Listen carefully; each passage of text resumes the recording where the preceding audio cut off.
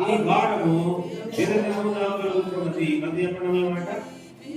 ఇవిలో దాకా సంఘాలను గురించి చింతగలదు.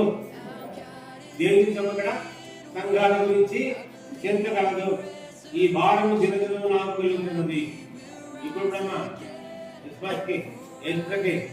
జనవరికి ఎలాంటప్పుడైనా సంఘాల గురించి భారము మిగిలిన ఉందా? దినదినము సంఘాల గురించిన చింత నాకు కలదు. విధంగా నీ సంఘాల గురించి, నీ ప్రభునికి ఇచ్చిన సంఘాల గురించి, నీ ప్రభునికి ఇచ్చిన సేవకుల గురించి నీ చింత ఉంటే ఈనాడు మానవ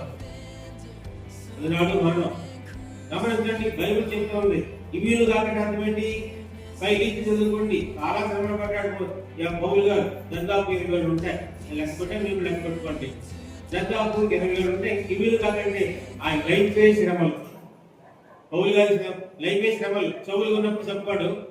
ఇప్పుడు చచ్చి దినదినం కూడా బతుకుతూ ఉన్నాడు. దినదినం కూడా చచ్చి బతుకుతూ ఉన్నాడు. గమనించండి, సేవ అంటే చచ్చుంటా, చచ్చిన వాళ్ళతో సమానం. వాడు మంచి అంటాడు, చెడ్డ అంటాడు. వాడు మెచ్చుకుంటాడు, నొప్పి కలిగిస్తూ ఉంటాడు. గమనించండి. కానీ చాలా మంది ఏమనుకుంటారంటే పాస్టర్ గారంటే సేవకుడు అంటే అబ్బా మరి గౌరవం అనుకుంటారు.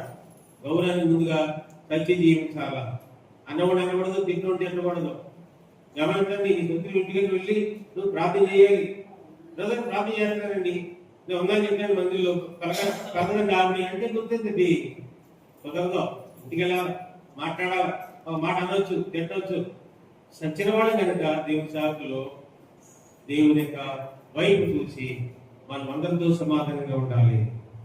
అందరితో సమాధానంగా మనం ఉండగలగాలి. అది ఎప్పుడు జరుగుతుందంటే నీ ప్రియ ప్రభు నీ కొరకు ఖచ్చితంగా ప్రాణం పెట్టాడు.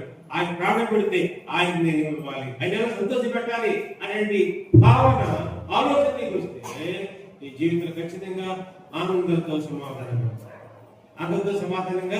పౌలు గారికి చెందేదంటే శ్రమ పడ్డాడు, అనేకమైన శ్రమ పడ్డాడు. చచ్చే పరిస్థితులు, పొలుమాలు వెళ్ళిపోయాయండి, జాగరణాలు కూడలేని పరిస్థితులు ఉన్నాయండి, ఇంట్లో సదుపాయం ఉండదు. కానీ ఆయన దీపులో ఉన్న పరిస్థితులు కూడా ఉన్నాయండి.